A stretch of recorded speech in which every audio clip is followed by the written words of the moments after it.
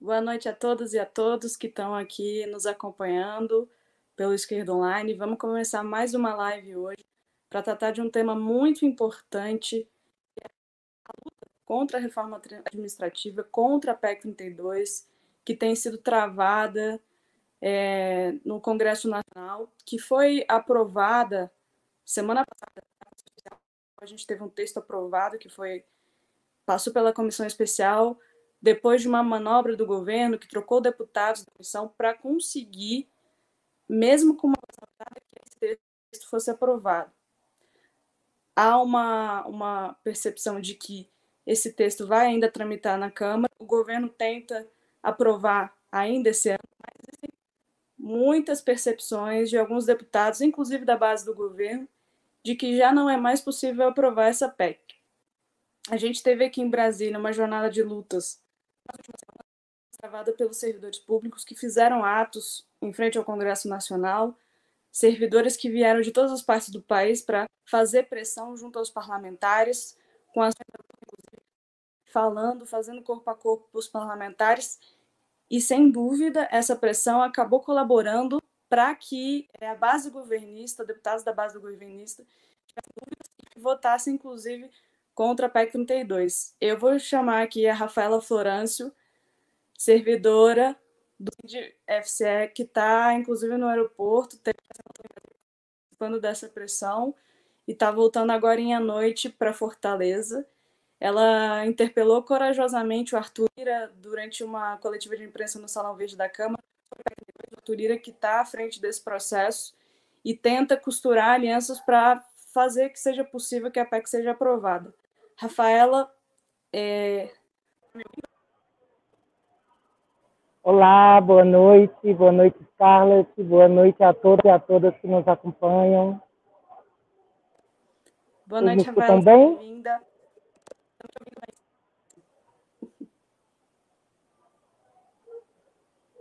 Tá me ouvindo? Sim, agora sim. Perfeito. O que foi esse processo de lutas de mobilização em Brasília essa semana, do qual você participou?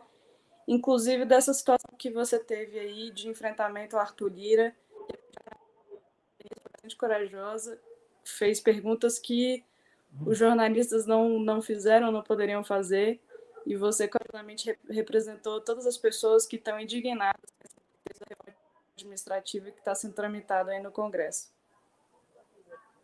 Scarlett, os jornalistas não fizeram e não poderiam fazer porque, na verdade, não é um interesse da mídia tradicional em divulgar, né, mais pormenorizada as consequências da PEC 32, né? Mas eu gostaria de iniciar agradecendo à Esquerda Online pela oportunidade para que a gente possa fazer esse debate, né?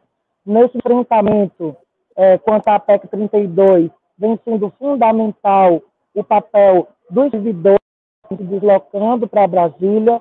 Essa é a terceira semana em que servidores e servidoras de todo o Brasil acampam na porta da Câmara de Deputados, que pressionam com palavras de ordem como se votar, não volta, que vão aos gabinetes tentar dialogar e que tentam, inclusive, furar a bolha dessa falácia de que essa PEC, na verdade, não atinge os funcionários que estão em exercício.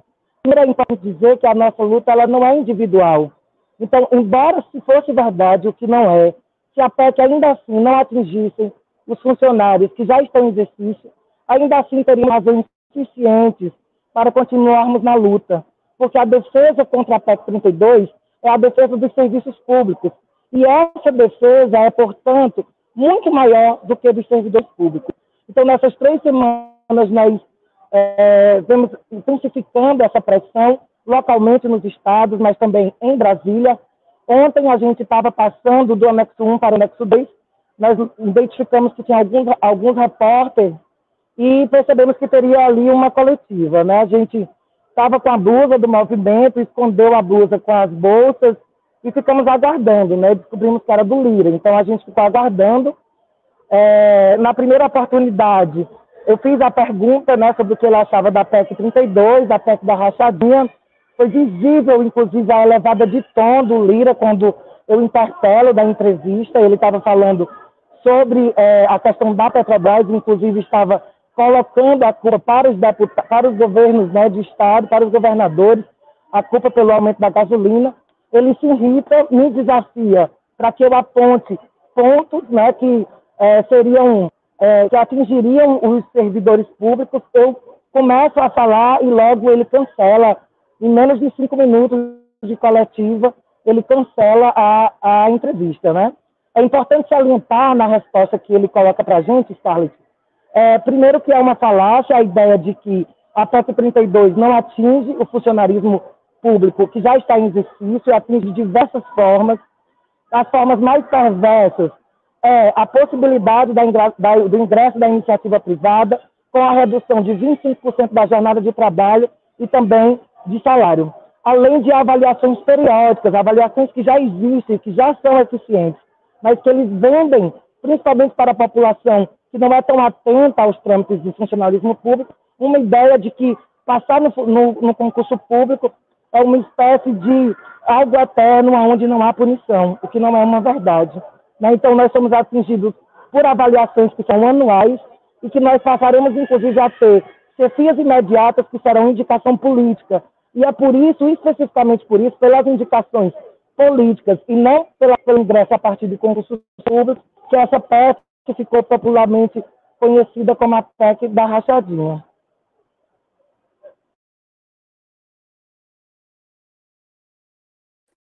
Obrigada pela sua participação, Rafaela. Eu sei que você está aí numa correria, porque agora você vai embarcar.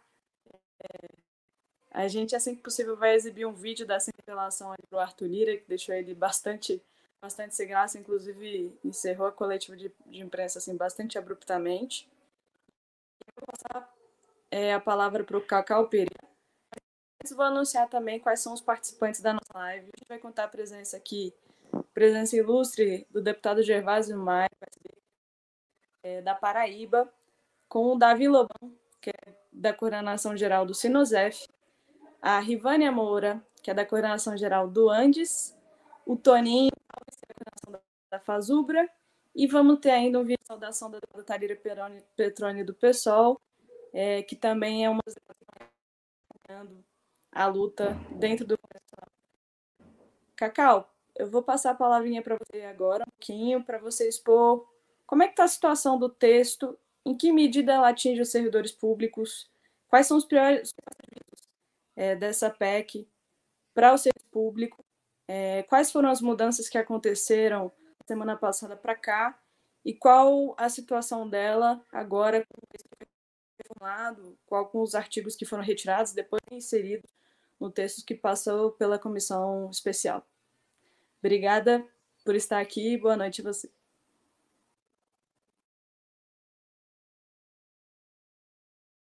Estou sem som, né? Agora sim. Oi, Scarlett, boa noite. Boa noite aos demais companheiros e companheiras que estarão conosco aqui hoje. Em primeiro lugar, agradecer pelo convite. Acho que é um debate fundamental para os destinos, né, desse país. Acho que poucas vezes, realmente, na história brasileira, a gente teve um período de tantos ataques e tantos retrocessos aos direitos de cidadania, aos direitos das classes trabalhadoras, dos servidores, dos serviços públicos, da população em geral.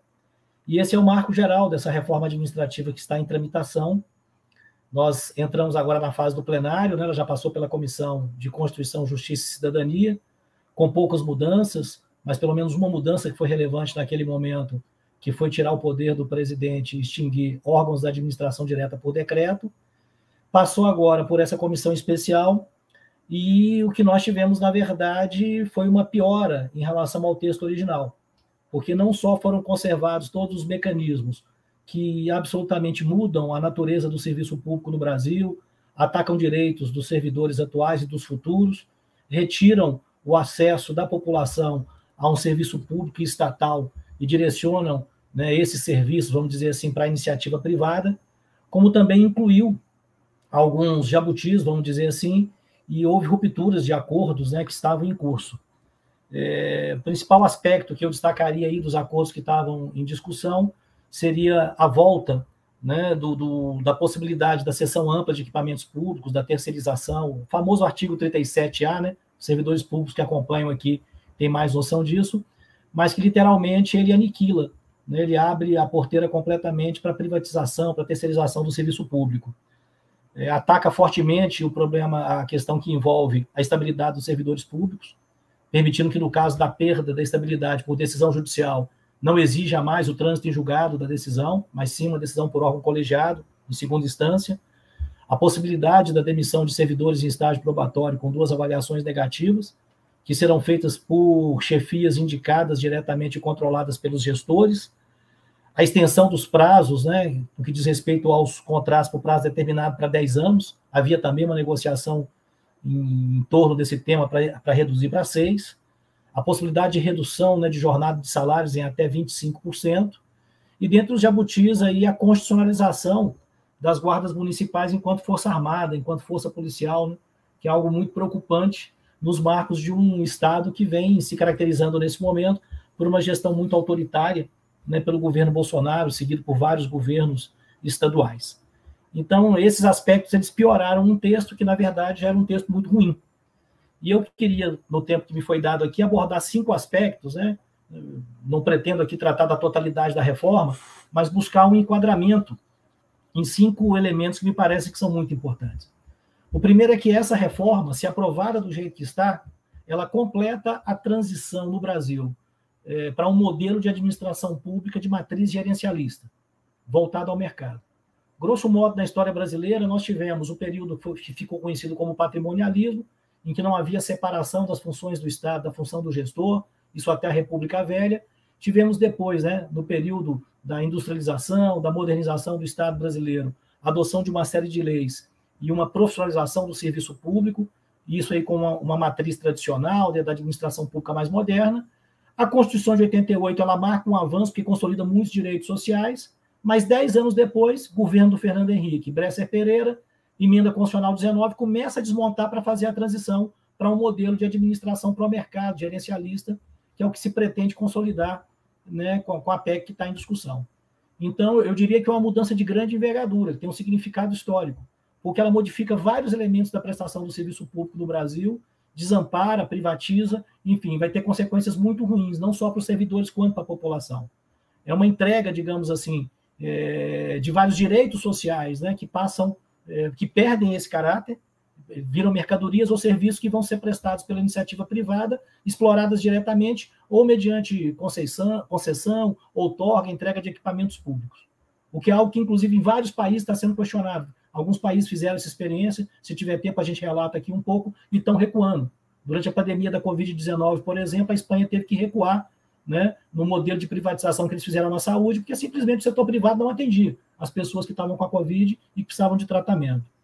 Então, assim, eu diria que é uma certa forma, uma certa equiparação ao que está acontecendo na iniciativa privada. Nós estamos vivendo um processo de flexibilização das relações trabalhistas, em que a característica é o trabalho precário, temporário, sem vínculo permanente, né, o trabalho por aplicativo, né, um desemprego aberto aí de 15% no país e mais de 30 milhões, talvez 35 milhões na informalidade, e isso está sendo copiado por serviço público, né, através de políticas que vão quebrando as garantias legais, constitucionais que os servidores têm e com reflexos que serão muito grandes para a população.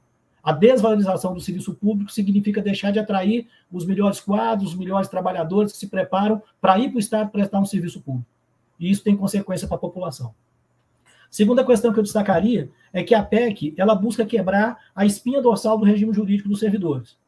Porque ao quebrar as carreiras atuais, com a extinção de cargos, de funções, com a extinção de direitos, né, e são vários no que diz respeito à progressão, à carreira, né, a licenças, enfim, é uma série de direitos que estão ameaçados e que serão atingidos por essa PEC, ela desconstitucionaliza, inclusive, as próximas mudanças, então você não precisa mais de emenda constitucional para isso, você vai por lei ordinária, quando muito lei complementar, em alguns casos por decreto, enfim, ela fere de morte a estabilidade do emprego, e a estabilidade do emprego não é um privilégio do servidor.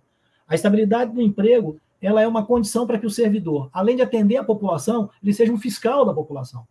O servidor público tem a obrigação legal de denunciar qualquer mal feito, corrupção, qualquer suspeita. Então, a garantia da estabilidade é para que ele tenha essa impessoalidade, essa independência frente ao gestor.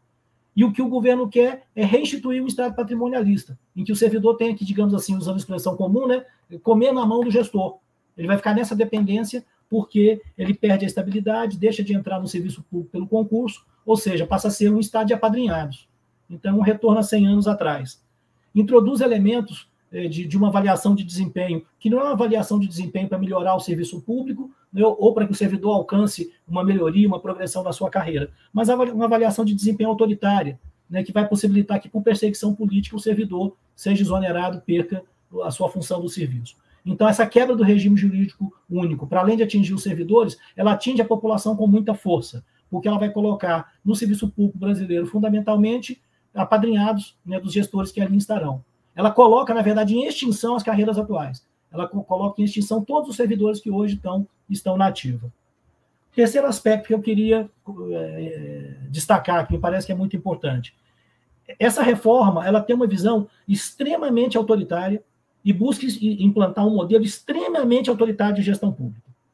Quando você pega, por exemplo, essa questão de constitucionalizar os guardas municipais armados, quando você pega a possibilidade de que militares possam ocupar funções de servidores civis na educação e na saúde, retornando ao tempo do período militar, né, da ditadura militar, em que você tinha pessoas infiltradas nesses vários ambientes para identificar os ativistas, né, o professor mais crítico, o estudante que se destacava no movimento estudantil. Bom, isso volta pelo texto dessa PEC. Ela intervém no direito de greve constitucional, possibilitando a substituição pelo contrato determinado. Ela é autoritária quando ela intervém na negociação coletiva dos trabalhadores de empresas estatais, proibindo cláusulas de estabilidade no emprego e também restrições ao direito de greve. Ela extingue cargos e funções e dá uma ampla margem de manobra para que o gestor público, né, ele possa perseguir. Ela ataca a gestão democrática nas escolas, nas universidades, nos institutos federais, enfim, não respeitando o direito das comunidades poderem indicar, né, os gestores, os reitores, os diretores, os chefes de departamento. A avaliação de desempenho, eu já citei, também está colocada aí.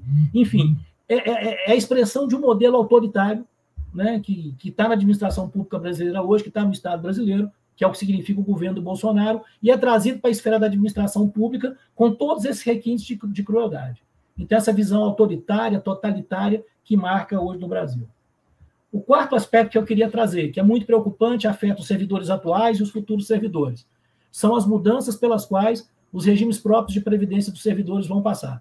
Depois de inúmeras reformas da Previdência, que retiraram direitos, aumentaram a contribuição, dificultaram a acumulação de aposentadorias, de pensões, instituíram contribuição para inativos, enfim. Depois de uma série de mudanças no regime de previdência dos servidores, essa reforma ela arma uma bomba de tempo. Porque ao permitir que os novos servidores não fiquem nesses regimes próprios e vão para o regime geral, nós vamos ter uma situação aí que possivelmente em menos de uma década, parte desses regimes próprios podem estar insolventes. E aí nós vamos ter uma situação de retirada de direitos, ou de aumento de contribuição, ou mesmo de extinção e de enquadramento no regime geral para esses servidores. E olha que os regimes próprios já foram muito atacados, mas o que está ruim ainda pode piorar, como falou o próprio presidente. Então esse é o quarto aspecto que eu colocaria, porque significaria uma reforma que não está dita, né, mas também na previdência dos regimes próprios dos servidores e que vai ter impacto a curto prazo, né, para os servidores atuais. E o quinto aspecto que eu queria destacar, e acho que esse tem sido um elemento menos discutido nos debates que nós temos feito, é que essa reforma ela embute um objetivo político que, para mim, está bastante delineado. Ela busca quebrar, busca minar a resistência dos servidores públicos, que tem sido uma frente de enfrentamento aos desmandos do Estado, aos sucessivos governos, e que não tem limitado a sua pauta de reivindicação apenas aos temas mais emergenciais, às questões econômicas, da carreira e dos direitos dos servidores. O que por si só já é uma coisa muito importante num país como o Brasil, em que a população mais pobre é que depende do serviço público, do SUS, da creche, da escola pública, né, da assistência social, enfim, de tudo aquilo que o Estado provê através de serviços públicos. E essa reforma está muito nítido isso. Ela pretende atacar fundamentalmente os direitos à organização dos servidores públicos, de tal maneira a minar a sua resistência. Ela foi pensada exatamente no momento em que nós tínhamos já uma previsão, né, uma projeção de aposentadorias até o ano que vem, de cerca de 1/4 da força de trabalho do Serviço Público Federal, que se estende a um percentual parecido nos estados e é menor nos municípios, porque nos municípios nós já temos hoje um serviço público que já é mais precarizado, muitas OS, OCIPs, né, outras formas de prestação de serviço, que não é essa tradicional, né, via concurso, né, que acontece nas outras esferas de governo. E está muito nítido que o governo pretende impingir uma derrota política aos servidores. Porque os servidores públicos têm sido no Brasil, pelo menos há mais de 40 anos, desde o final da década de 70, início da década de 80, um motor fundamental da mobilização da classe trabalhadora, não só em defesa dos seus direitos imediatos, mas também em defesa dos direitos da população. Então, temas como o SUS, né, universal, como nós temos hoje, né, o tema da escola pública gratuita para toda a população, o tema da gestão democrática, enfim, são todos elementos que foram pautados pelos servidores públicos e que não têm, digamos assim, se refutado a lutar por essas questões, que são questões amplas de toda a sociedade. Então, eu acho que isso está bastante delineado na forma como a reforma é apresentada. Ao contrário do discurso governamental, essa não é uma reforma que venha bem do serviço público. A distorção dos dados, a manipulação das informações é evidente. Nós não temos, em regra, salários altos no serviço público. Aqueles que extrapolam o teto constitucional não chega a 0,6% dos servidores públicos no geral, e você poderia ter, digamos assim, esse espaço para você atacar. E, ao contrário, são essas carreiras que ainda detêm esses privilégios que vão, digamos assim, que estão fora da reforma. Os juízes não estão, né, os magistrados, em geral, não estão na reforma, os parlamentares não estão, as Forças Armadas não estão, enfim, aqueles que têm os salários mais altos, que têm aí sim férias de 2 períodos, que têm auxílio moradia, esses todos estão fora. Quem está incluído aí é justamente o servidor de carreira. Então, essa quebra desse modelo de organização do serviço público no Brasil, ela pode ter consequências muito grandes para a nossa geração e para as próximas. Ela não é uma reforma que foi pensada no Brasil. É uma reforma que, inclusive, está copiada de modelos experimentados em outros países a partir da crise econômica de 2008, né, em que as agências econômicas internacionais, esses organismos multilaterais, Banco Mundial, Comissão Europeia, Fundo Monetário Internacional, eles passaram a elaborar uma série de propostas no sentido de avançar na privatização, na entrega daquilo que hoje é serviço público, que é direito social, é direito da população, é direito do cidadão, na transformação disso em mercadoria, na transformação disso em serviços que seriam assumidos pela iniciativa privada. E vários países da Europa, né, na esteira dessa crise que começou em 2008, experimentaram esse modelo. E a nossa reforma, ela copia isso. Ela copia, por exemplo, como na PEC do Fim do Mundo, na emenda 95, o congelamento dos gastos, como foi feito em Portugal. Ela copia redução drástica das carreiras, só que agora via um mecanismo mais autoritário, porque isso nem está no texto. Isso vai ser feito pelos gestores, né, sem qualquer debate com a sociedade. Cessão de equipamentos públicos, como está colocado, já citei o exemplo da Espanha. Isso ocorreu com o setor de saúde daquele país. Contratos de gestão, né, que já tem uma legislação no Brasil que prevê isso, e se ampliar de maneira completamente desmedida. Foi copiado das reformas na França. Entrada lateral no serviço público, não pelo início da carreira, mas por cima pelo teto, está colocado também com esses cargos de liderança, de assessoramento, enfim, e tudo mais. Enfim, tudo isso só demonstra que nós temos uma necessidade premente de enfrentar essa reforma.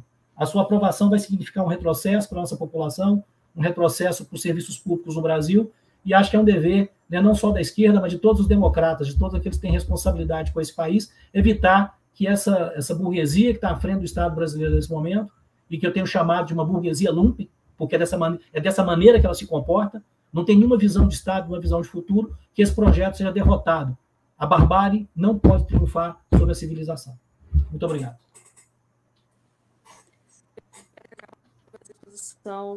Bastante importante, que pontuou com muita precisão quais são exatamente os pontos mais importantes aí, quais são os riscos que essa PEC traz para a gente. E antes de passar a palavra para o deputado Gervásio, eu vou exibir aqui rapidinho o deputado Arthur Lira. A gente não conseguiu exibir antes por causa de um problema técnico aqui. A Rafa teve que pegar o voo e teve que sair da live. Então, vou falar rapidinho, porque foi algo que realmente deixou o Arthur Lira bastante constrangido, bastante incomodado, que é uma demonstração de que realmente a pressão da população causa um impacto entre os deputados ali na Câmara.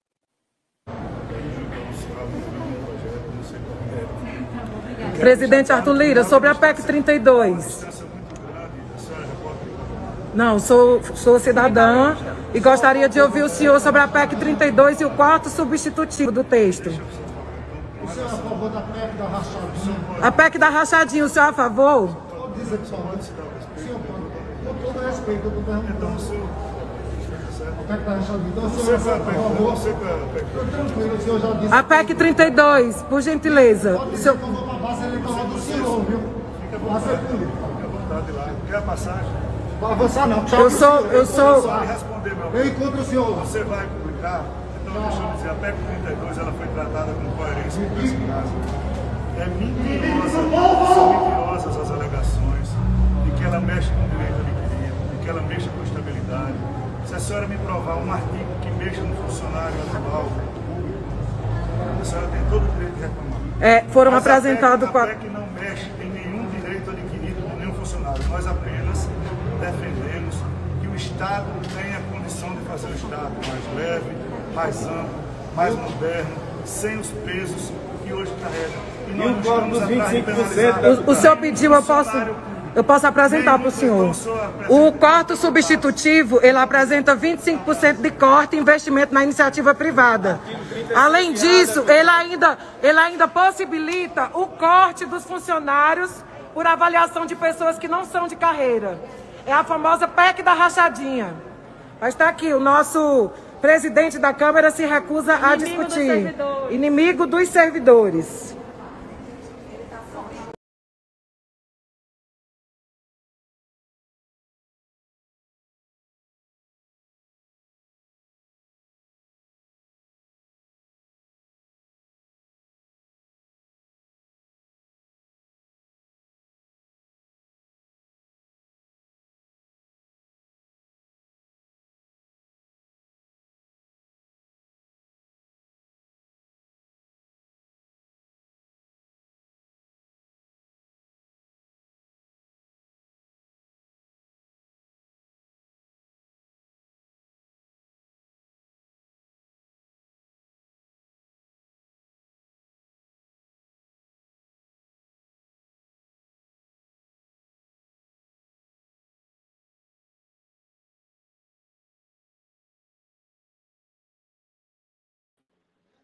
Tá me ouvindo? Tá me ouvindo? Perdi um som aqui. Restabelecer. Estão me ouvindo?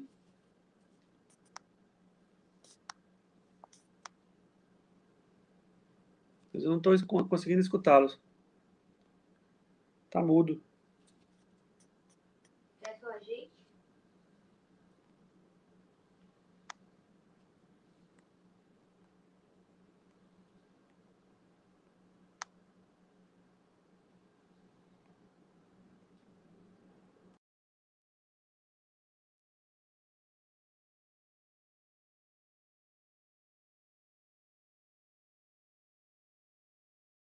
Olá, pessoal. Nós estamos aqui com um problema de som. Scarlett, seu som não está sendo escutado. Tem algum problema com o seu som? Pode colocar Gervásio aí na tela que eu apresento o Gervásio e ele faz a fala dele, enquanto Scarlett corrige o som dele aí.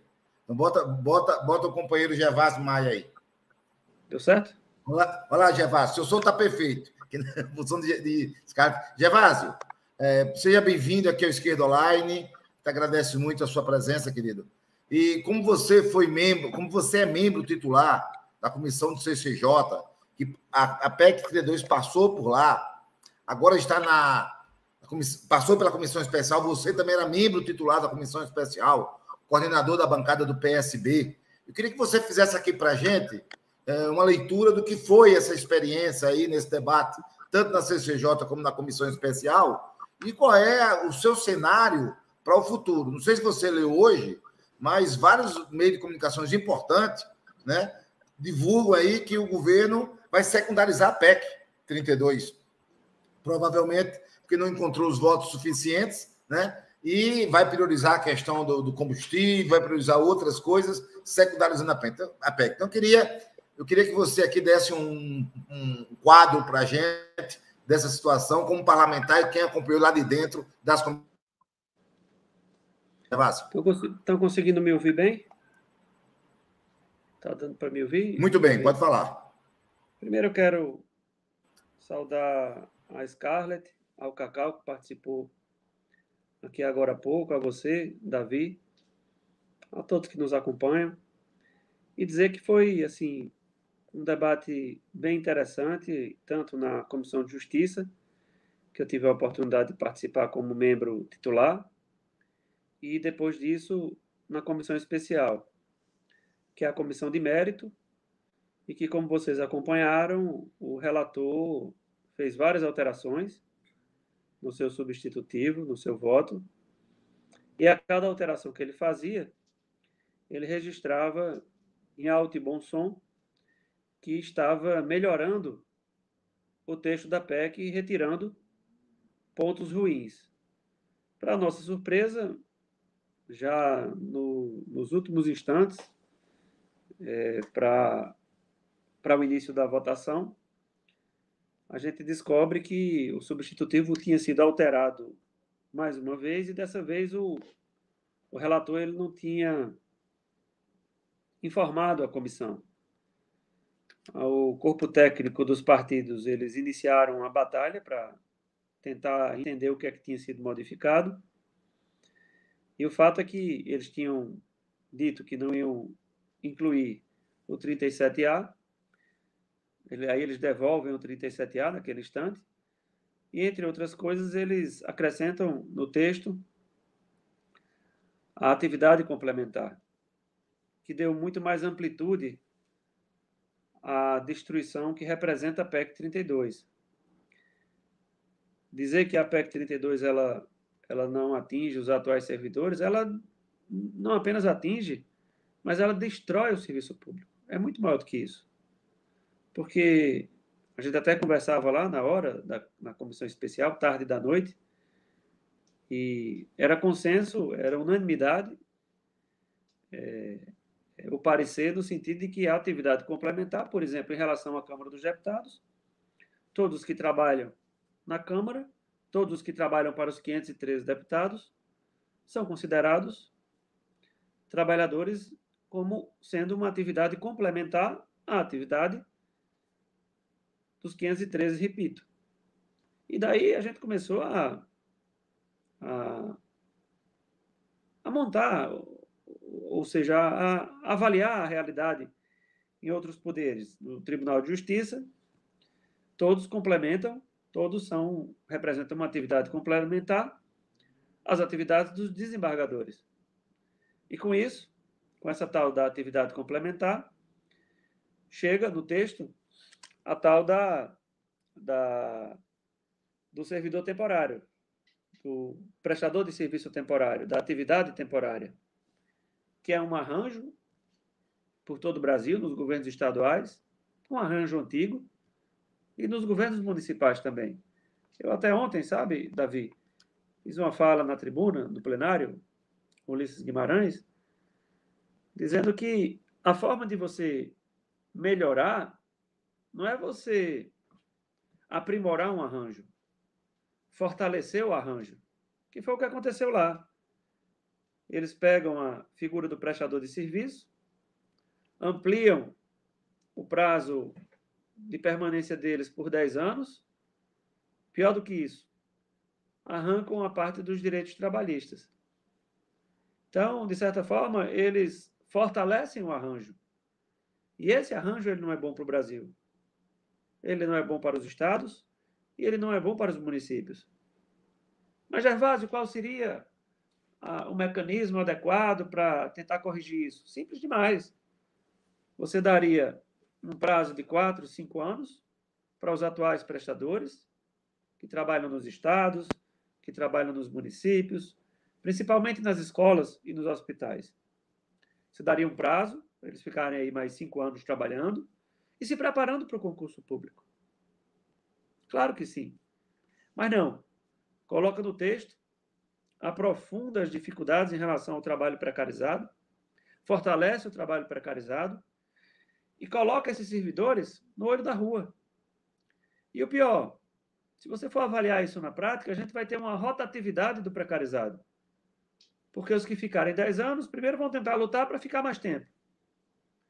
Vão envelhecer, mais cedo ou mais tarde vão precisar de uma aposentadoria, vão precisar dos mesmos direitos que os outros trabalhadores têm, com base nas nossas leis trabalhistas, e eles não vão ter. Já estarão cansados e sem uma oportunidade de emprego e no olho da rua. Então, como é que você diz que vai melhorar a qualidade do serviço público, fortalecendo um trabalho que é considerado extremamente precário? A gente falou muito sobre isso. Eles não tiveram resposta. Ficavam sem ter o que dizer. Eles colocam no texto a exoneração do servidor com base na desnecessidade do cargo. Eu citei como exemplo, eu falo muito nisso, alguém que estudou uma parte de sua vida, passou num concurso, Davi, para ser datilógrafo.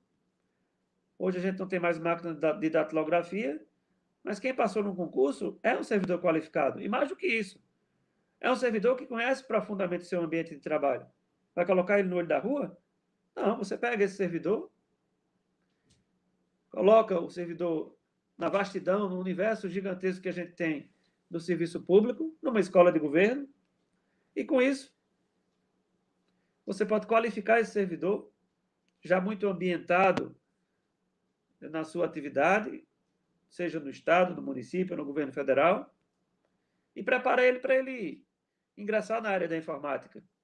Não, você coloca ele no olho da rua, já sem aquele vigor de outrora, sem aquela condição e aquela força, aquela energia para fazer outro concurso público, e faz um novo concurso público para ocupar o espaço daquele que foi enxotado. É isso que está posto na PEC. Eu sei, e eu digo isso com muita tranquilidade, porque eu acho isso de uma covardia tremenda, sabe, Davi? Você dizer que tem que aprovar a PEC 32 porque o Brasil não tem um serviço público de qualidade. A gente tem deficiências. Mas a deficiência do serviço público, as que existem, elas não podem ser atribuídas aos servidores. Elas têm que ser atribuídas ao sistema que é falho, à burocracia, às falhas no sistema.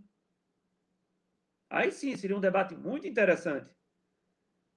Agora você risca do mapa, você esquece a figura do concursado, você fortalece o trabalho precarizado, fortalece o temporário, deixa de corrigir os problemas pontuais que eles existem por tudo quanto é canto, mas não é culpa do servidor,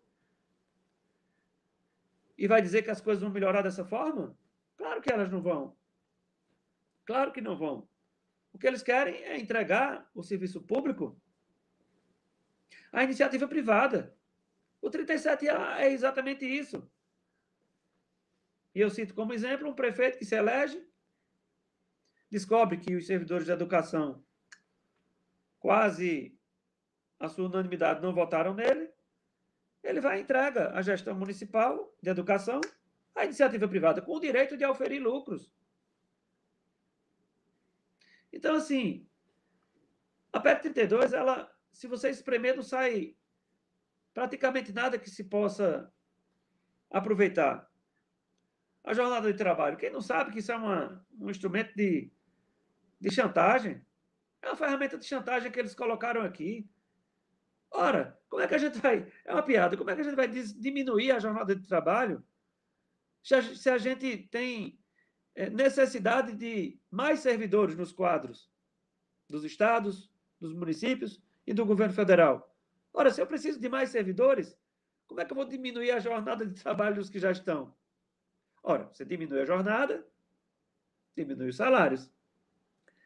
Então, o poderoso de Platão, ele vai pegar e vai utilizar isso como uma ferramenta de chantagem. Não tem justificativa. Eles não conseguiram nos convencer qual é o ponto positivo na redução da jornada de trabalho. Porque, de verdade, não tem. Você demitir um servidor com base numa decisão colegiada é outro instrumento para fragilizar. E a gente tem tido recentemente exemplos muito duros da compra superfaturada de vacinas, aquele escândalo recente envolvendo o ICMBio, e que um servidor, quer dizer, um indicado da política, deu uma canetada e rasgou uma multinha, um auto de infração de 10 milhões de reais. No Brasil, que está vivendo o seu pior momento em relação ao meio ambiente. E nós estamos na mídia internacional, e olha que a gente está muito mal na mídia internacional em relação ao meio ambiente, porque o governo Bolsonaro é um governo inconsequente, é um governo irresponsável. Então, quando a gente começa, e o Cacau fez uma participação maravilhosa, fica até difícil falar depois dele, mas quando você verifica tudo isso, você chega à conclusão que eles querem destruir a estrutura do nosso Estado, do Estado brasileiro. O Paulo Guedes falou agora, essa semana, lá de Brasília, que o objetivo deles é vender o Banco do Brasil, a Petrobras, e entregar o Brasil ao capital privado. Claro que tem alguém querendo comprar. É a mesma história da Eletrobras e dos Correios. Vender por quê? Será que quem nos assiste venderia sua empresa como sendo a sexta empresa que no ano passado ficou em sexto lugar na sua lucratividade?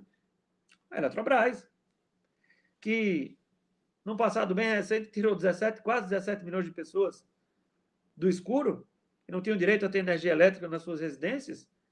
Isso foi bancado pela Eletrobras, responsável pela geração de energia no nosso país. Então é um governo entreguista, negacionista, incompetente, irresponsável, que celebra os seus 1000 dias sem poder registrar algo de novo no Brasil, a não ser a política da destruição. Então não dá para aceitar isso. Eles fizeram uma manobra de última hora, já estou concluindo. Eles terminaram retirando e criou um constrangimento danado, saibam disso. Quando eles tiraram à força, expulsaram 8 deputados da comissão especial, porque eles estavam com medo de perder já da comissão especial. E olha que é um colegiado pequeno, restrito, comandado, evidentemente, todo mundo sabe disso, pelos líderes. Tanto é que eles substituíram, para evitar qualquer risco de derrota na comissão especial. Só que, no plenário, a história é diferente, porque eles não têm como obrigar que os deputados votem. São 308 votos em 2 turnos. E o clima é muito ruim. Eu tenho conversado com vários parlamentares da base do governo. Agora a gente precisa ficar muito vigilante, porque de última hora eles retiraram o texto e mudaram tudo. Se a gente se desmobilizar, isso pode chegar de repente e eles colocarem no plenário o rolo compressor e essa coisa pode passar nos 2 turnos. Portanto, a minha palavra final aqui, primeiro é de agradecimento, porque o papel dos servidores, de vocês, foi um papel, assim, fundamental para garantir a vitória. Se vocês não tivessem se mobilizado, essa PEC já estava aprovada. Podem anotar o que eu estou dizendo. Todo o nosso esforço no parlamento teria sido em vão. A gente só chegou até aqui com essa situação toda posta, ainda estamos de pé, sem a aprovação da reforma administrativa, por conta da mobilização nos estados e municípios. Portanto, eu quero, além de agradecer, fazer esse pedido, Davi, a todos vocês. Fiz isso, inclusive, numa reunião que teve na quarta-feira com vários reitores das universidades estaduais. Eu fiz um apelo para que eles pudessem insistir nessa mobilização nos estados. Vários estados estavam ali, inclusive a reitora Célia, da nossa Universidade Estadual da Paraíba. Então, gente, a gente não pode arrefecer. A gente tem que ampliar a mobilização, a gente tem que se juntar nisso. Essa semana que vem é uma semana muito importante, talvez até mais importante do que essa semana que está terminando, que, de certa forma, terminou hoje, porque hoje foi o último dia do funcionamento das comissões e do plenário. Estão querendo fazer a sessão amanhã, mas a gente precisa ficar com a atenção redobrada. A semana que vem é uma semana muito importante. Eu me despeço, vou aqui a outra atividade, mas eu não poderia deixar de participar, principalmente porque eu, de verdade, sou muito grato a tudo que vi e vivi ao longo de todo esse período, principalmente agora, nas atividades finais da Comissão Especial, em relação à presença de todos vocês, servidores públicos, lá no Congresso Nacional, na Câmara dos Deputados. Então, minha despedida é de muito agradecimento, mas de de um pedido de muita resistência, porque se a gente ceder um pouquinho, eles atropelam o Brasil, eles destroem o Brasil. Então, muito obrigado, Davi. Um abraço para o Cacau, para a Scarlett, para todos. Contem comigo. Segunda-feira eu já estarei de volta, para que a gente fique lá marcando pressão total. E, gente, antes de me despedir, eu quero deixar aqui um fora Bolsonaro, porque ninguém aguenta mais esse homem. O Brasil está cansado, mas no ano que vem a lapada vai ser grande. Valeu, gente. Forte abraço. Obrigado por tudo. Obrigado pelo apoio. Muito obrigado pelas palavras de força em cada instante. Valeu, lá na Câmara dos Deputados. Valeu, gente. Gervásio, eu queria, antes de você sair, testemunhar aqui 2 momentos importantes. Eu estava almoçando, por acaso, no mesmo restaurante que você estava almoçando, e eu quero aqui registrar que você me procurou para dizer, olha, o governo retirou o artigo 37A, que é o artigo da privatização, e quer apresentar isso como uma proposta de acordo. Nós não vamos acordar com isso, porque isso ainda deixa grandes maldades contra os servidores. Então, eu queria registrar esse momento, foi muito importante, porque com aquela fala que você discutiu conosco, nós fizemos um áudio, colocamos no grupo dos servidores, que chegou à Câmara, e aí os partidos de oposição começaram a dizer, não tem acordo, vamos derrotar a PEC 32. Parabéns, companheiro, pela sua atuação. E o segundo registro, que eu acho muito importante, são os outdoors na cidade de João Pessoa, em defesa do serviço público. Parabéns, você orgulha o nosso Estado. Eu fico muito feliz de tê-lo como companheiro nessa batalha aí tão importante. Parabéns, Gervásio. Tamo junto, meu amigo. Forte abraço, um abraço para todos. Valeu.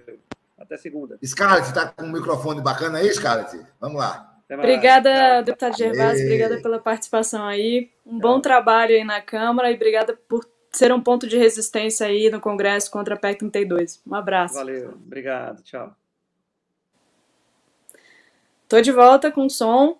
Antes da gente continuar aqui o nosso debate, queria dar uma notícia importantíssima. Saiu uma nova pesquisa aí do Poder Data, acabou de sair do forno, que mostra o índice de desaprovação recorde do governo Bolsonaro. A aprovação dele está diminuindo cada vez mais, e a desaprovação aumenta cada vez mais. Vou mostrar aqui os dados.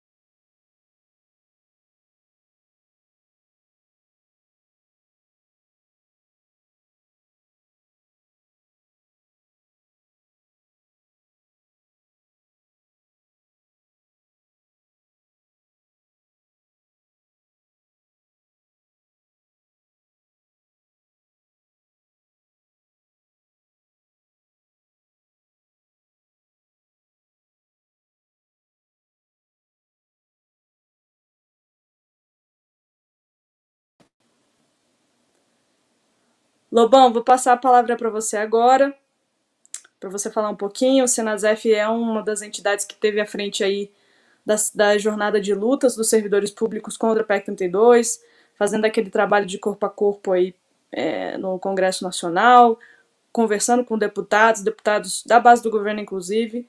Fala um pouquinho sobre esse processo para a gente e quais são as expectativas do movimento da base do Sinasef para os próximos passos da luta. Obrigado, Scarlett. Olha bem, como o Cacau, que me antecedeu, falou sobre a PEC, o próprio deputado falou sobre a PEC, isso vai me deixar tranquilo para falar só sobre a luta dos servidores. Primeiro, dizer do orgulho que o Sinasef tem hoje da companheira Rafa, né, Florencio, lá do Ceará, que teve a coragem de enfrentar o todo-poderoso Arthur Lira, né, que amigo do genocida, que protege o genocida, que tem mais de 100 pedidos de impeachment e sequer ele leva para uma discussão no plenário dos líderes, quer dizer, ele banca, senta em cima e não permite que seja discutido no Congresso Nacional. Então, eu quero colocar aqui, primeiro, parabéns a Rafa, como dirigente nacional do Sinasef, pelo seu trabalho, e dizer uma coisa muito importante. Nós estamos na ofensiva. Contra a PEC 32, nós estamos na ofensiva. Eles estão na defensiva. Nem com todo o processo de compra de deputados a partir das emendas parlamentares, o governo está conseguindo adquirir os 308 votos necessários para aprovar a PEC. Já circula na grande imprensa e nos meios de comunicação especializados do Congresso que o próprio Maia já disse que não vai colocar mais em discussão a PEC, vai priorizar outras pautas. O que é que nós, servidores, temos que fazer? Já vencemos a batalha? Não. Nós temos que renovar a tropa para vir para a próxima semana aqui. Nós temos um acordo com os parlamentares para, na terça-feira, fazer uma grande manifestação em defesa do serviço público. Eles fazem dentro do plenário da Câmara, na sessão, e nós fazemos lá de fora, na porta do anexo 2, onde entra a maioria dos deputados. Então, é importante estar uma bancada de parlamento de servidores públicos em Brasília, sindicatos mandar representações para fazer esse trabalho. Mas é em Brasília que nós vamos derrotar a PEC? Não. Nós vamos derrotar a PEC num trabalho conjunto em estar em Brasília, pressionando os parlamentares, mostrando nossa disposição de luta, conversando com um, mas está fazendo o dever de casa nas cidades e nos estados onde os deputados têm voto. Nós temos que jogar força nessa mobilização. Nós estamos ganhando essa luta, companheiros. Então, nenhum passo atrás. E, olha, eu quero fazer aqui, na quinta-feira, 2 dias antes, um apelo a todos os servidores públicos. Nós temos um desafio. O desafio é colocar milhões de pessoas na manifestação do dia 2. Se sábado o Brasil colocar milhões de pessoas nas ruas, nas manifestações contra Bolsonaro, e nós, servidores públicos, aproveitar este momento para construir colunas de servidores públicos em defesa do serviço público contra a PEC 32, vai ser a pá de cal na ofensiva do governo em querer destruir os serviços públicos. Eu não tenho dúvida disso. Qual é o desafio?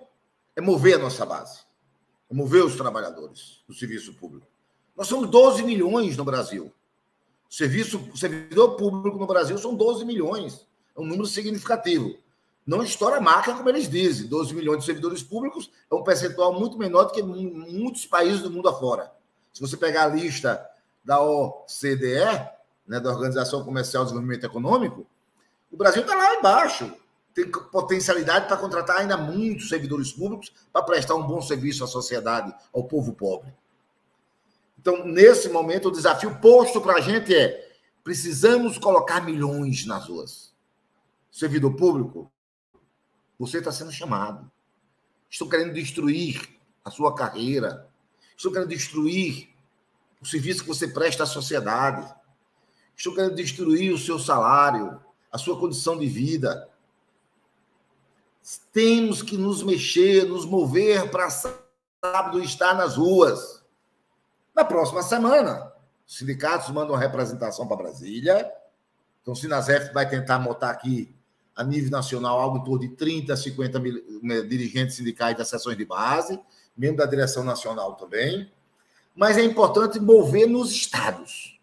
Sai a carta aos parlamentares feita pelo movimento, está pronta. Segunda-feira começamos a divulgar ela.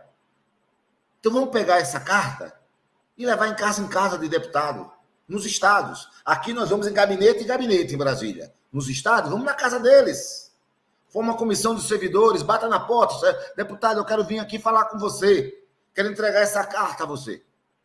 O que é que a carta diz?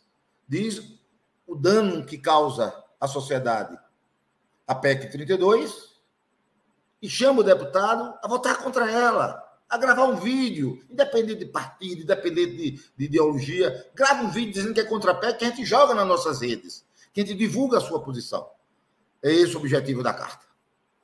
trazer para cá os deputados para votar contra essa PEC, contra a destruição do serviço público. Que é muita maldade contra o povo pobre, contra o povo que mora nos bairros periféricos, nas favelas, que precisam do posto de saúde, que precisam da escola pública, que precisam de um trabalho social para colocar na sua mesa comida, que precisam de uma casa para morar.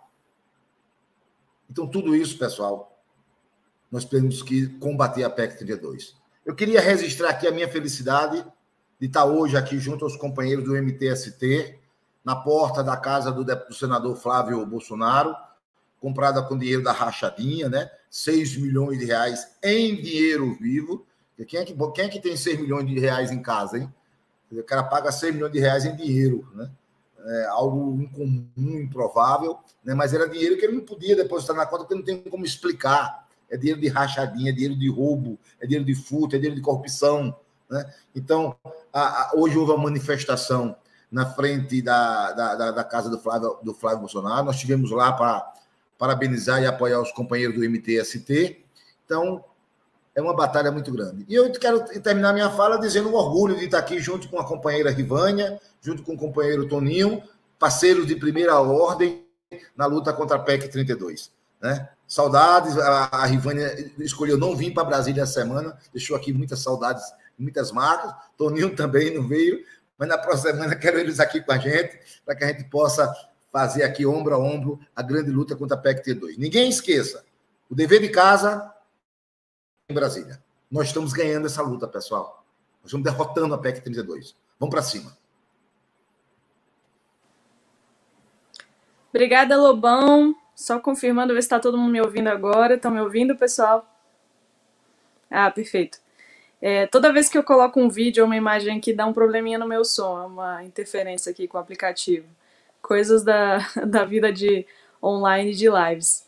Antes de eu passar a palavra para a Rivânia, do antes, eu vou só falar um pouquinho aqui sobre essa ação que aconteceu hoje do MTST em Brasília. O MTST, com o apoio do Sinasef, inclusive, realizou uma ação de escracho em frente à mansão do Flávio Bolsonaro, que é uma mansão que está localizada num bairro nobre de Brasília, e que pouca gente sabe onde fica localizada. O MTST fez essa ação para denunciar não só o esquema da rachadinha, que está sendo alvo de investigação do Ministério Público e que agora está em uma fase ainda mais importante de investigação, com novas testemunhas, mas também para fazer um protesto contra a situação de epidemia de fome que o Brasil está vivendo. Já são mais de 19 milhões de famintos, resultado de uma política econômica desastrosa, né, tocada pelo Paulo Guedes, que também levou a mais de 14 milhões de desempregados, uma inflação crescente, uma inflação que chegou ao seu máximo que a gente não via há mais de 15 anos no Brasil. Então, esse é um tipo de ação que a gente espera que se multiplique pelo Brasil, né? E que a gente faça mais protestos desse tipo para escancarar um pouco a situação da família Bolsonaro e a gente mostre como a família Bolsonaro tem se aproveitado da crise, comprando mansões, enquanto está muita gente no Brasil passando fome. Rivânia, queria ouvir um pouquinho você sobre a luta do Andes aí também. O Andes é uma das entidades que tem apoiado os atos nacionais, inclusive em Brasília. É um apoio muito importante para os atos fora Bolsonaro. Fala um pouquinho também da luta contra a PEC 32 para a gente, Rivânia. Oi, gente, boa noite. Boa noite, Scarlett, Lobão, Toninho, grandes companheiros aí de luta. É muito importante esse momento aqui dessa live, né? E começar ouvindo aí o Cacau, fazer essa retomada aí do que significa de fato a PEC, né? Depois ouvir o deputado Gervásio, do como o Congresso tem se movimentado com relação a esse assunto. O mais importante aqui, como o Lobão destacou, é a gente centrar na nossa organização e no nosso enfrentamento. Muito importante a gente sinalizar que essas 2 últimas semanas, né, ou essas 3 últimas semanas, na verdade, ela tem sido semanas muito intensas de luta em Brasília, em vários estados, e tem trazido uma situação diferente para a PEC e para os servidores e servidoras. É fato que a gente tem aí, principalmente no âmbito do FONASEF, né, e construindo ações com as centrais sindicais, a gente já tem um percurso aí de uma campanha contra a PEC 32. Mas a dimensão que isso ganhou nas últimas semanas é fundamental para derrotar essa PEC. E qual foi a dimensão que ganhou? A gente começou a ouvir, né, perguntas da população. O que é essa PEC? O que vocês estão fazendo? Né? O que significa? Então, começou a chamar a atenção de muita gente que procurou entender o que era a PEC. Inclusive, né, muitos servidores públicos que entraram nessa investida de luta contra a PEC 32. O resultado disso, a gente pode dizer, até o momento, é que a gente tem feito um recuo considerável do governo nessa matéria da PEC 32, sob vários aspectos.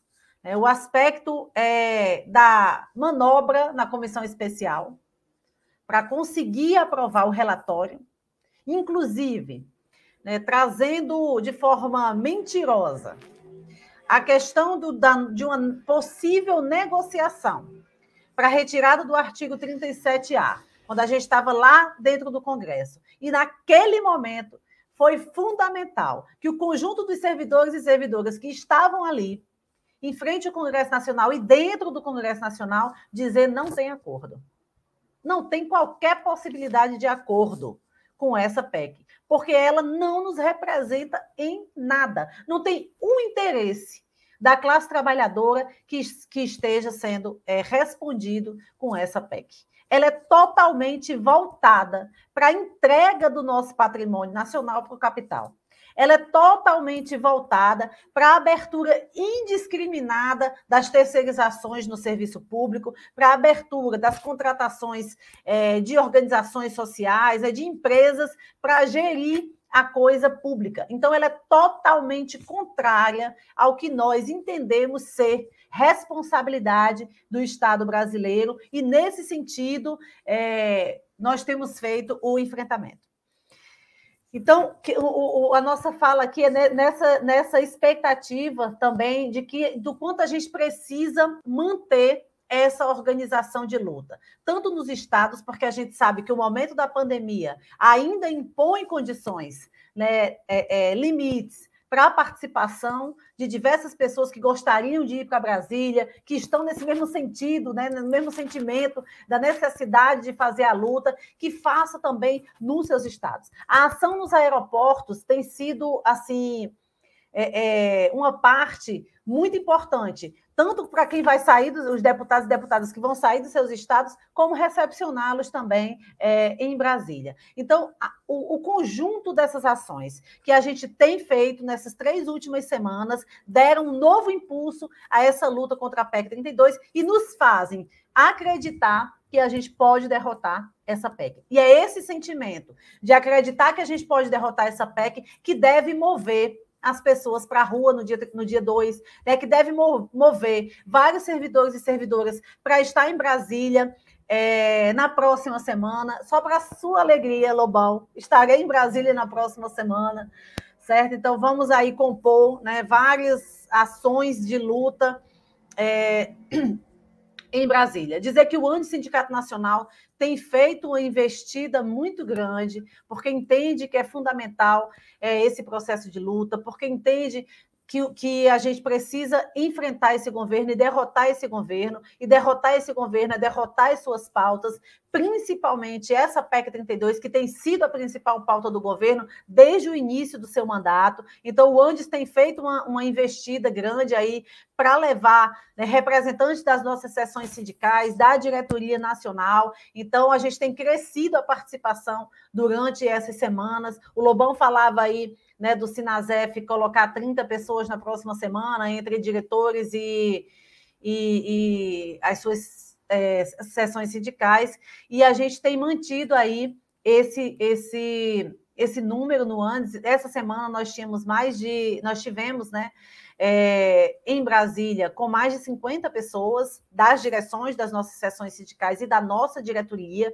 Então, a gente está apostando nessa luta, construindo conjuntamente essa luta e firmes na certeza de que a gente pode derrotar essa PEC. E o que vai fazer com que a gente derrote essa PEC? Crescer as mobilizações, crescer o enfrentamento, manter as nossas atividades em Brasília, manter as nossas atividades nos estados, as atividades que têm sido feitas aí de carro de som, por exemplo, chamando para o dia 2. É muito importante que a pauta da PEC apareça no dia 2, porque a gente sempre teve muita dificuldade nas lutas gerais do Fora Bolsonaro, conseguir inserir a pauta da PEC 32, porque até então parecia algo isolado do conjunto dos servidores públicos. E aí eu quero terminar exatamente com essa análise aqui de que foi uma jogada muito esperta do governo, Scarlett, quando ele joga que a crise é por conta dos servidores, é por conta do número de servidores, é por conta dos altos salários que os servidores têm. E esses números foram desfeitos, foram desmentidos. É tanto que o governo proibiu o acesso aos números que justificam a PEC 32. Por que proibiu o acesso público aos dados que devem ser públicos? Porque eles são mentirosos. Porque eles não se sustentam, porque eles não têm base na realidade, porque a gente tem uma média salarial de R$ 2.500 no conjunto de mais de 70% dos servidores públicos que estão principalmente nos municípios do nosso país. Então, esse argumento foi um argumento usado, inclusive, para nos fragmentar, para fragmentar a classe trabalhadora, para dizer, isso é coisa de servidor, de servidora, né? Então, deixa lá organizar a luta. Por isso que o dia 2 é fundamental que a gente faça essa chamada nas ruas, que a gente leve a bandeira da PEC 32 para o centro também das nossas reivindicações no dia 2, porque dizer fora Bolsonaro, como eu já falei, é derrotar as suas pautas. E precisamos impor essa derrota da PEC 32, é fundamental nesse momento em que o governo, como a Scarlett mostrou aí, a pesquisa, tem caído aí na aprovação, tem caído aí nos seus seguidores, né, e nas pautas que esse governo defende. Tenho certeza que, a partir do momento que várias pessoas tomam conhecimento do que é, de fato, que vai acontecer, que pode acontecer com o posto de saúde, com a creche, com a escola, com a universidade, com os programas de assistência social, com o fim da Previdência, tudo isso que está em jogo com a PEC 32, quando as pessoas passam a ter essa visão do que vai acontecer, do que pode acontecer com o serviço público, a gente tem condições de mobilizar. E o dia 2 é fundamental para que a gente faça essa disputa, né, nas ruas e que a gente leve também, na próxima semana, várias pessoas para Brasília, para que a gente possa continuar as nossas ações, possa continuar dialogando com os deputados e deputadas, né, e possa, de fato, ter essa vitória garantida de que essa PEC seja retirada, né, de que ela ou seja, de fato, derrotada. Então, é isso o chamado aí para a nossa luta e para a continuidade aí da construção da nossa unidade, do nosso enfrentamento aguerrido, como a gente tem feito. Obrigada, Rivânia, obrigada pela sua participação, agradeço por fazer parte, aceitar o nosso convite aqui e parabenizo ao Andes também pela campanha pela educação que tem sido realizada, é uma campanha muito importante.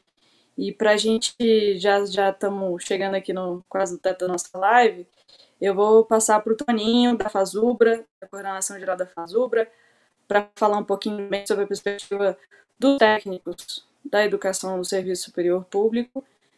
Lembrando que a educação é um dos setores mais atingidos pela PEC 32.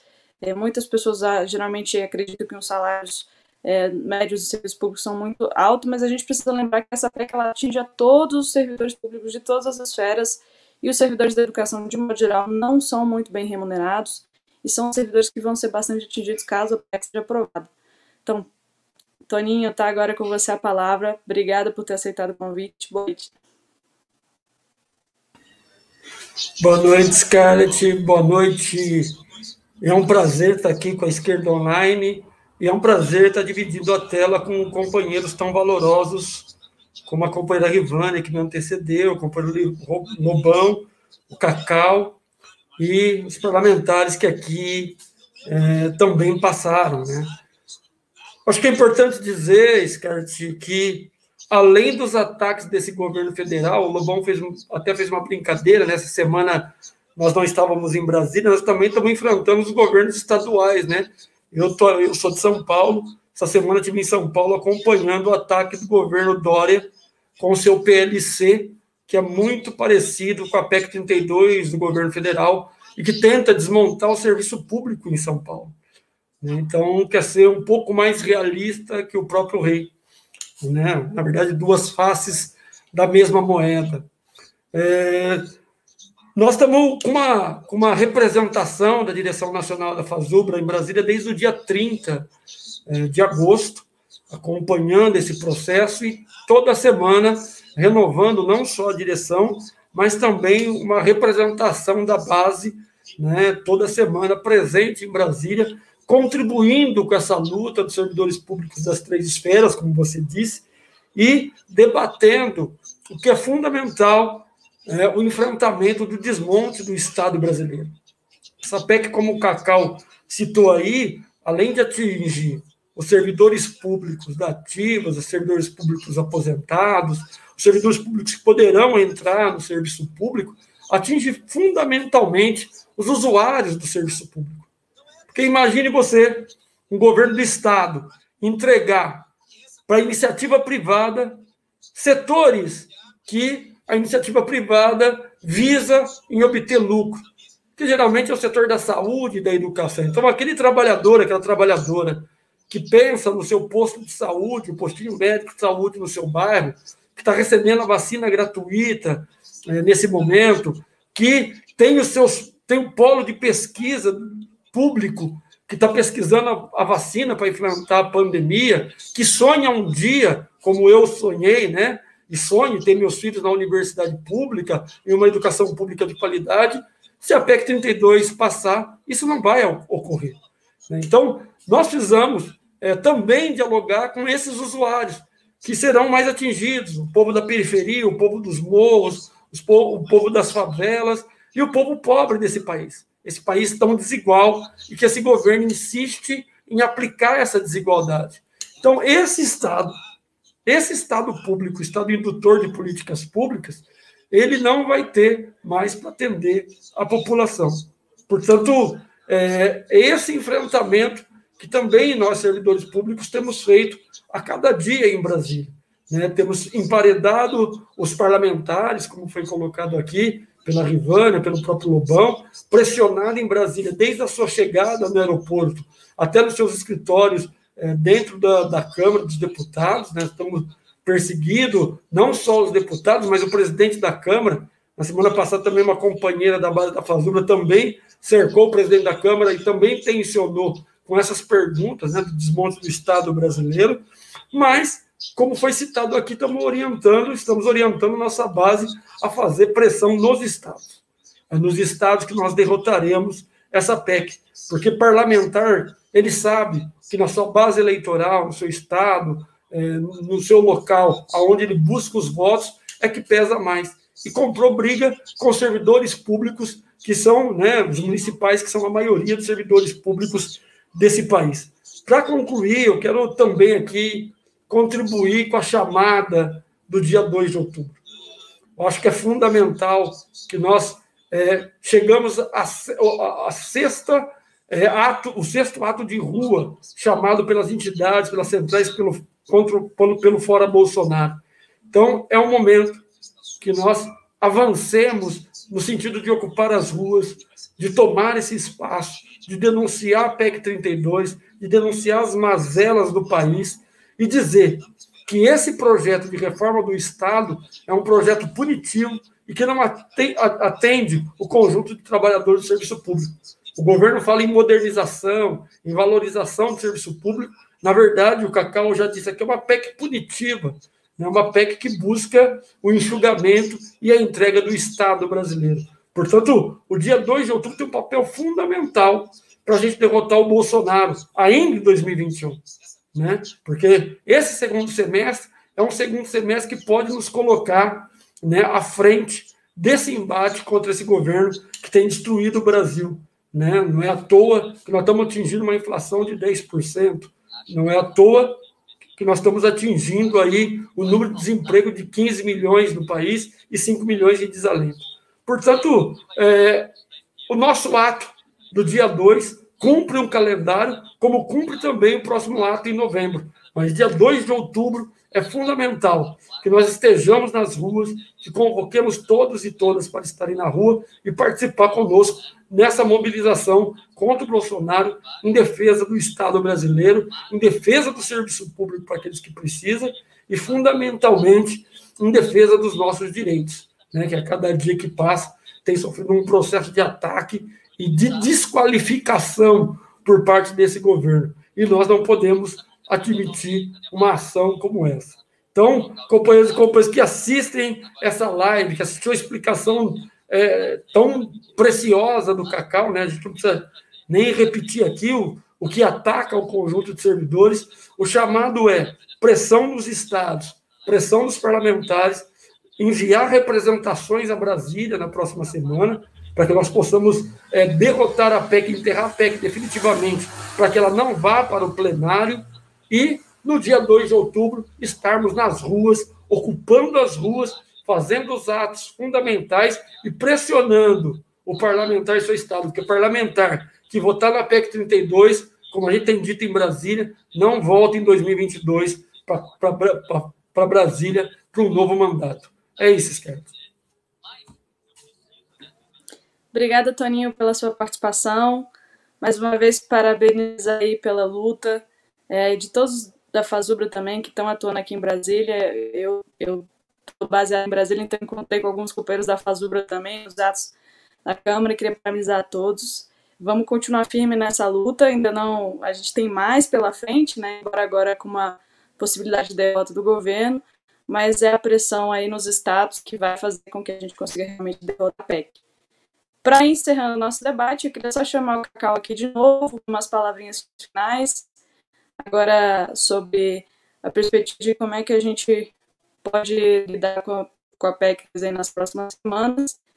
Será que a gente vai ver um aumento ou não? Será que o Arthur vai realmente tentar pautar, vai fraturar e não correndo risco de perder a votação da Câmara? Faço agora a sua vez e elas vão encerrar a nossa live.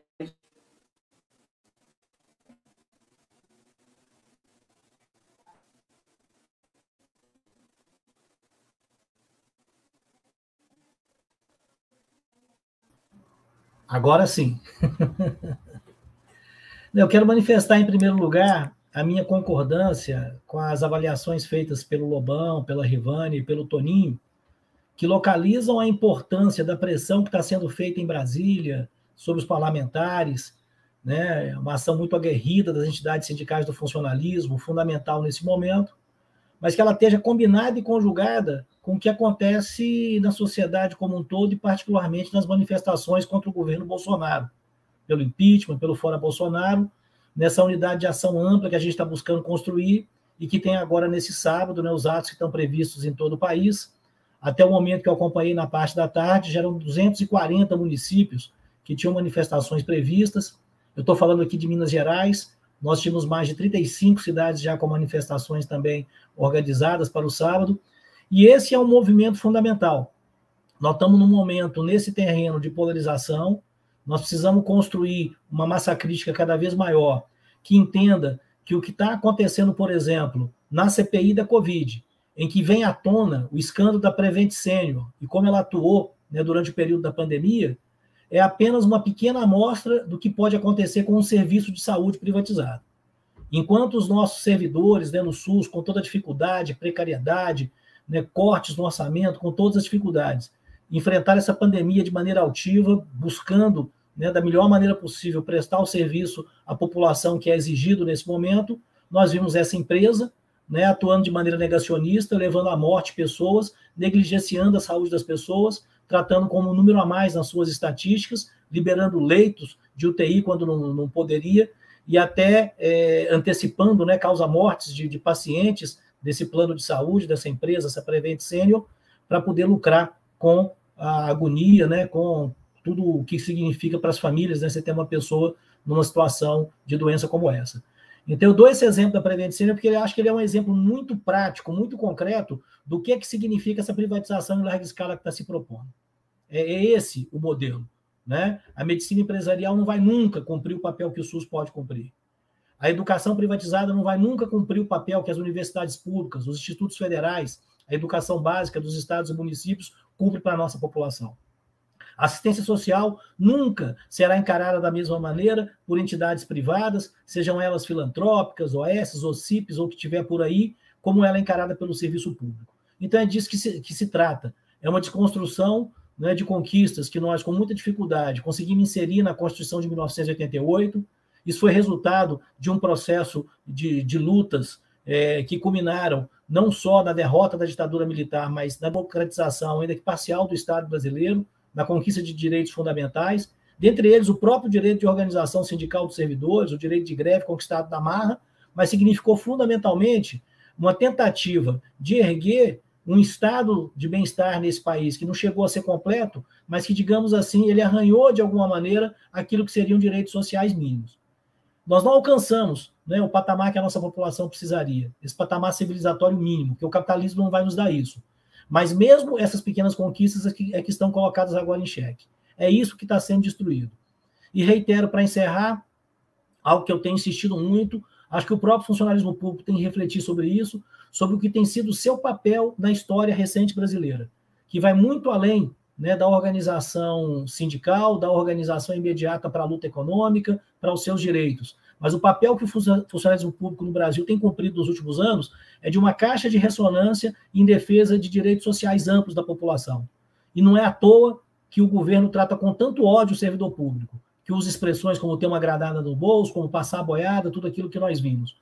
Isso é a expressão de que os servidores públicos são uma pedra no sapato, né, que tem que ser retirada. E essa PEC, ela significa isso. Ela significa virar uma página da história brasileira, significa colocar em extinção o serviço público como ele está organizado atualmente e um retrocesso, né? Um retrocesso que vai significar um aparelhamento do Estado brasileiro por essas elites corruptas, ligadas aos setores empresariais, ligadas a milícias, inclusive em muitos locais, porque no interior desse país, nos municípios, isso ocorre, e ocorre de maneira muito frequente, e é esse o modelo que está sendo trabalhado, né, por esse governo Bolsonaro, com apoio de parte, né, das lideranças no Congresso Nacional. Eu tenho a expectativa de que nós temos, sim, condições de inverter essa correlação de forças e derrotar o governo, e acho que a receita é essa. Pressão em Brasília, pressão sobre os deputados, mas também mobilização dos estados, diálogo com a população, formação cada vez mais de uma massa crítica contra o governo, pelo fora Bolsonaro, em defesa dos direitos mais elementares da população. É com essa expectativa que a gente volta às ruas e seguramente vamos avançar para conseguir infligir essa derrota a esse governo e a todos os seus projetos de destruição do serviço público, de privatizações, num momento tão difícil que nós estamos vivendo no país no momento. Obrigada, Cacau. Obrigada por trazer explicações tão precisas aqui sobre o texto da PEC 32, sobre os riscos que ela apresenta. Queria agradecer também aos outros debatedores, Davi e Lobão, que continuam em Brasília. Agradecer ao Toninho, agradecer a Rivânia também. Dia 2 agora é um dia de mais lutas em Brasília. Queria só deixar um tempinho aí para a saudação final aí do Davi, do Toninho e da Rivânia, começando pelo Davi. Só desejar a todos e todas muita disposição de luta. Dia 2 é um dia decisivo para a classe trabalhadora. Nós colocamos nessas 5 últimas manifestações, a maior delas, 750 mil pessoas. Foi muito bom, mas é insuficiente para derrotar Bolsonaro. Nós precisamos botar milhões de pessoas. Ele está crescendo cada vez mais a sua rejeição ao povo brasileiro, mas aí ele ainda continua forte. Você viu aí, entre quem acha bom, excelente e regular, ainda chega a 40%, é um número ainda assustador, né? Então nós precisamos derrotar Bolsonaro e sábado é um passo decisivo.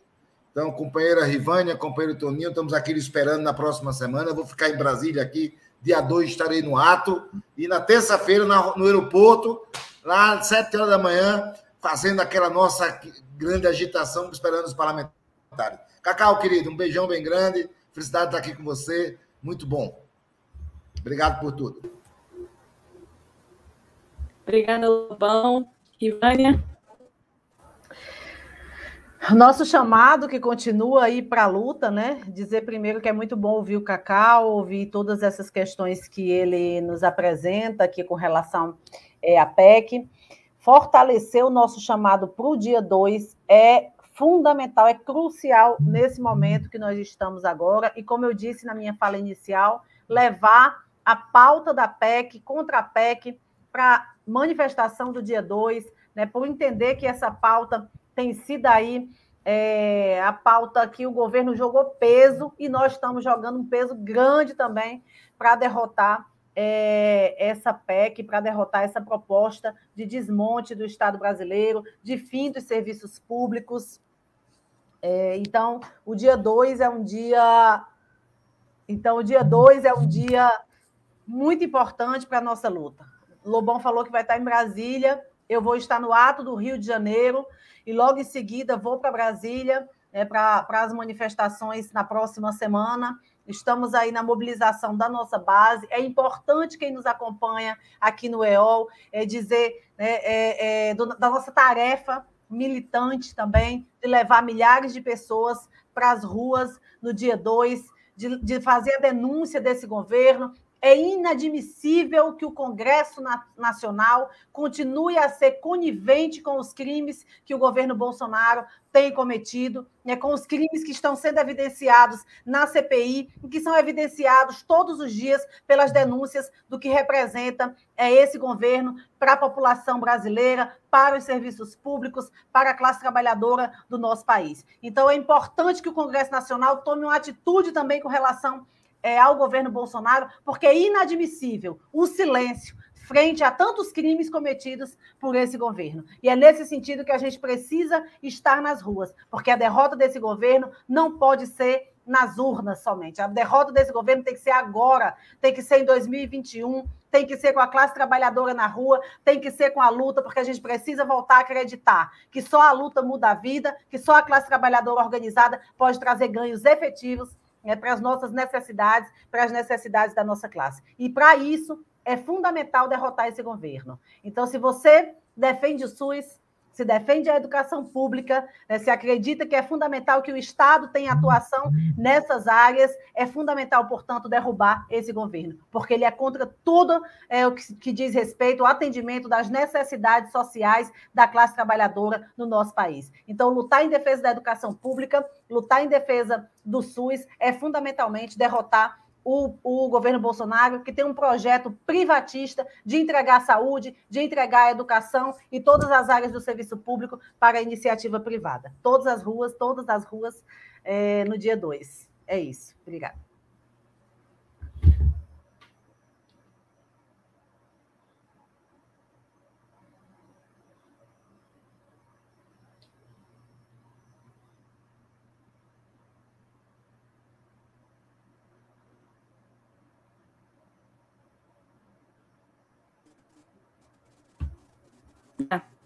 Congelou aqui o Toninho. Agora eu tô... Travou a Scarlett. Estão ouvindo?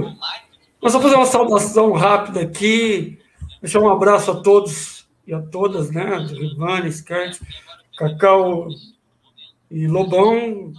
Estaremos em Brasília na semana que vem, Lobão. Vamos estar junto aí no aeroporto, fazendo muito barulho. E também orientando as pessoas a participarem do ato do dia 2. Evidentemente, nós apostamos em derrotar Bolsonaro ainda em 2021. Forte abraço a todos e a todas, e fora Bolsonaro e Mourão, vacina para todos e comida no prato.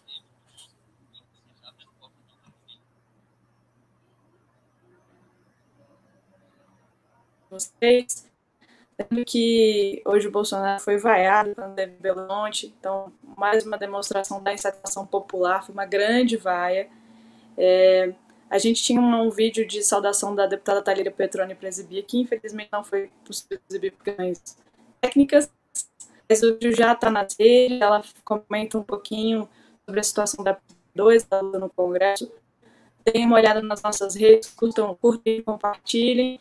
Na luta conosco, dia 2 nós vamos estar ao vivo, mostrando os atos em várias cidades do país, vão ser grandes atos, espero todos vocês que estão assistindo a gente, nas ruas, para derrotar o Bolsonaro. Boa noite a todas e a todos, e até logo, a gente se encontra nas lutas.